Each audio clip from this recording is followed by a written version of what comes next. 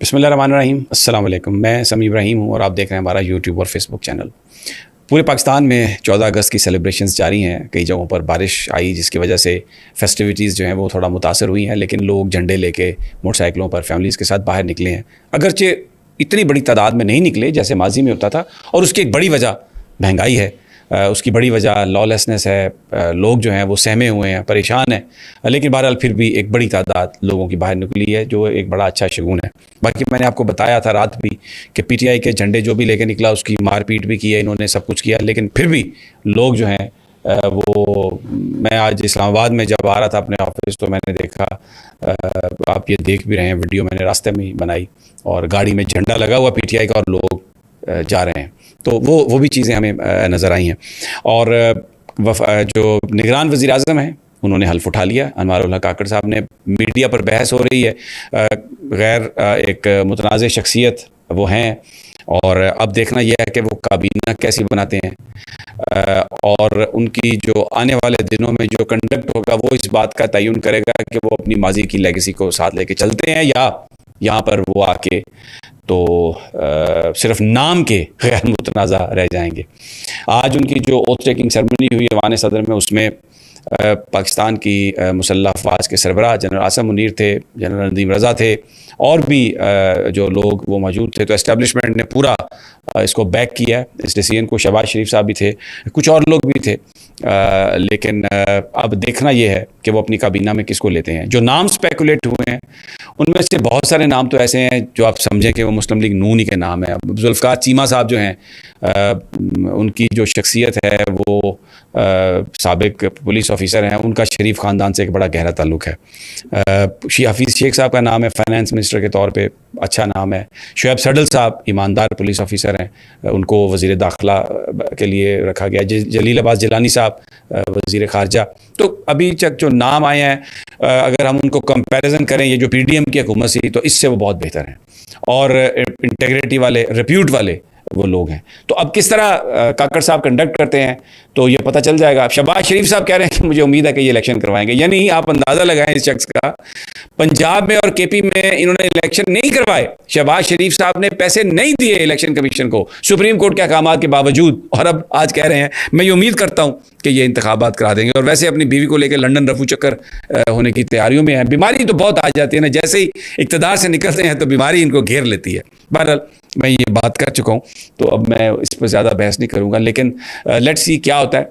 और अगर तो मरहम रखे जाएंगे तो वो तो ठीक है, लेकिन जिस तरीके से अभी गिरफ्तारियाँ हैं, अभी हसान न्याजी को गिरफ्तार कर लिया है, एक और उनके साथी को पकड़ लिया है, जिस तरीके से लोगों को मारपीट की गई है बड़े बड़े शहरों में, पीटीआई का झंडा जो भी लेके आया उसके साथ पुलिस ने जो कुछ भी किया, ये निगरानों का काम नहीं था। वैसे ये तो इलेक्शन करवाने के लिए आए थे, लेकिन ये कूट रहे हैं, मार पीट रहे हैं पीटीआई वालों को, और साथ में ये कह रहे हैं कि हम बड़े कह रहे हैं गैर जानिबदार है, और फिर ये चाहते हैं कि हम इस पर यकीन करें और बिलीव करें कि ये वो गैर जानिबदार है। और इसी हवाले से मैं एक और बड़ा अहम आज एक डिस्कशन करना चाहता हूँ आपसे। वो शाज़ेब खानज़ादा अच्छे जर्नलिस्ट हैं, जियो टीवी पर 10 बजे का शो करते हैं, he is a good man.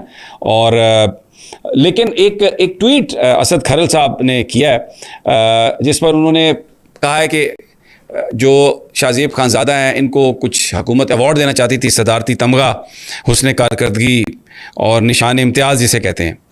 तो वो शाज़ेब खानज़ादा ने उससे इनकार किया है, और उन्होंने कहा कि नहीं, इससे वजह यह बयान की है कि मेरी गैर जानबदारी जो है वो मशकूक हो जाएगी।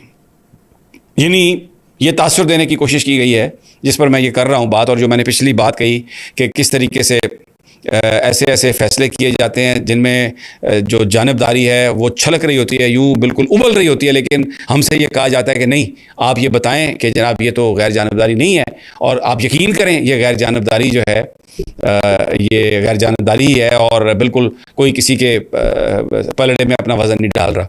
अब जनाब असद खरल साहब ने एक ट्वीट किया जिसमें उन्होंने ये कहा है कि बड़े बड़े साफ़ियों और एंकर्स को हमने अवार्ड्स के लिए सिफारिशें करवाते सुना और देखा है। तमगा हुस्न कारकर्दगी, निशान हैदर, सितारा इम्तियाज़ लेने के लिए वज़ीरों मुशीरों के घर के चक्कर लगा रहे होते हैं, मगर अपने काम के बल पर अपना नाम बनाने वाले शाहज़ेब खानज़ादा को मौजूदा हुकूमत ने 14 अगस्त को अवार्ड देना चाहा तो शाहज़ेब खानज़ादा ने शुक्रिया के साथ इस वजह से माज़रत कर ली कि इससे उनकी गैर जानबदारी मुतासर होती है। अपने काम पर भरोसा, गैर जानबदारी का चलन मौजूद हो तो पाकिस्तान में भी ऐसे वाक़यात हो जाते हैं। शाहज़ेब एक शानदार एंकर तो है ही, मगर उसने साबित किया है कि वो एक शानदार इंसान भी है।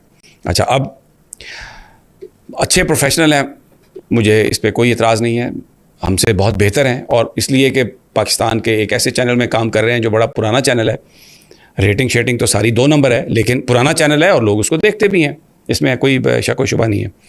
लेकिन ये कहना कि उन्होंने ये अवार्ड इसलिए नहीं लिया कि उनकी जो गैर जानबदारी है उस पर कोई कंप्रोमाइज़ ना उन्हें करना पड़े, ये बात मैं मानने के लिए तैयार नहीं हूँ।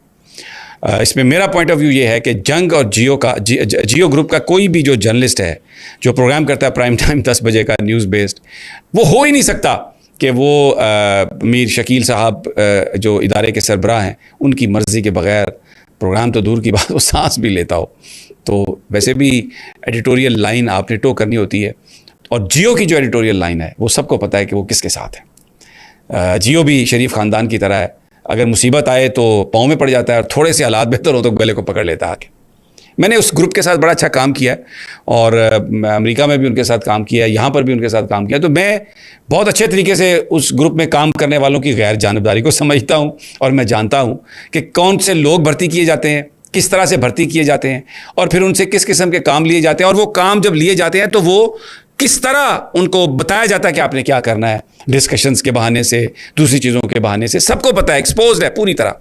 लेकिन मैं इस बात पर मैं हैरान हूँ कि शाहज़ेब खानज़ादा साहब, मैं उन पर तो नहीं कुछ बात इसलिए नहीं मैं करना चाहता क्योंकि ये बात उन्होंने नहीं डाली अपनी वेबसाइट पे, खुद उन्होंने क्लेम नहीं किया कि मैंने इसलिए नहीं लिया कि मेरी गैर जानबदारी जो है वो मजरू हो जाएगी, क्योंकि वो गैर जानबदार तो है ही नहीं, किसी तरह से भी गैर जानबदार नहीं है, ये तो आप समझ लें। और अगर आप पोल करवा लें ना, अभी ये ट्विटर पर मैं भी अभी डालता हूँ, फेसबुक पे भी डालता हूँ कि क्या शाहज़ेब खानज़ादा एक गैर जानबदार है एंकर, तो उसका रिजल्ट देख लेते हैं आप, पता चल जाएगा आपको। एडिटोरियल लाइन आपकी होती है, मैं हूं, सबको पता है कि मैं किसको सपोर्ट करता हूं, मैंने कभी इससे हम इससे छुपे भी नहीं है। लेकिन किसी कल्ट की तरह किसी को पीर मान के हर चीज़ की उसकी तायद नहीं करते, जहां पर जो बात गलत हमें नजर आती है उस पर बात भी करते हैं। और वैसे मैं तो वो सहाफ़ी हूं मैं जिनके साथ खड़ा हूं, उनके दौर हुकूमत में मैंने सफ़र ही किया है, मैंने मारे ही खाई हैं हर दौर में। पीपल्स पार्टी के साथ था, जरदारी साहब के साथ था, अभी आप जाके पूछे शर्जील मेमन से, इतनी बड़ी बड़ी गालियां निकालता है। और नासिर शाह साहब तो पता नहीं किस किस को क्या कहते हैं कि पकड़ो इसको, उठाओ और लेके आओ। और जरदारी के साथ एक वक्त ऐसा था कि वो जब जेल में था तो सिर्फ मैं और शुएब भुट्टो हम 2 ही उसके पास थे, और कुछ था ही नहीं। लेकिन ये जब हुक्मरान बनते हैं तो फिर उसके बाद इनकी जो बातें हैं वो और तरफ चली जाती हैं। तो इसी तरह अभी इमरान खान साहब का जो मसला है, जिसमें वो एक आज़ाद पाकिस्तान की बात करते हैं, हम उनको सपोर्ट करते हैं, ओपनली सपोर्ट करते हैं। मैं इस मामले में कभी गैर जानबदारी का दावा नहीं करता।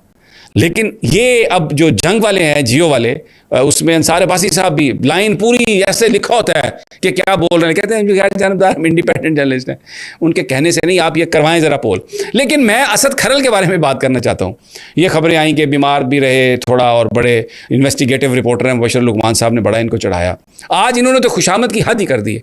मैंने देखा था लोगों को वजीरों अमीरों की खुशामद करते हुए, लेकिन एंकर्स की खुशामद करते हुए मैंने साफ़ी आज पहला देखा।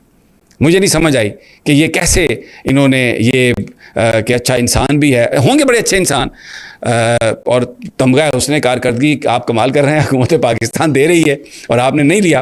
तो ये असद खरल साहब ये कहते हैं कि जी ये बड़े कोई सादा से आदमी हैं, लेकिन मैं आपको बता दूं बड़े सियाने सादा से आदमी हैं, बड़ी ज़बरदस्त तरीके से उन्होंने बात की है। तो ये पाकिस्तान के ये मसले हैं, जब आपके लोग जो आपके इंटेलेक्चुअल्स हैं, जब आपके जो दानिश्वर हैं, वो इतने ज़्यादा करप्ट हो जाएं कि वो लाइन लें और वो इतनी अपरेंट लाइन हो, लेकिन उसके बाद वो दावा करें कि हम इंडिपेंडेंट हैं जी, हम तो गैर जानबदार हैं जी। किसको बेवकूफ़ बना रहे हो? इस कौम के ऊपर जो ज़ख़म लगे हैं, इस निज़ाम ने जो ज़ख़म दिए हैं, जो काट लगाई है, उसमें ये जो सहाफ़ी एंकर चैनल्स ये बड़े इसमें ये शरीक जुर्म है।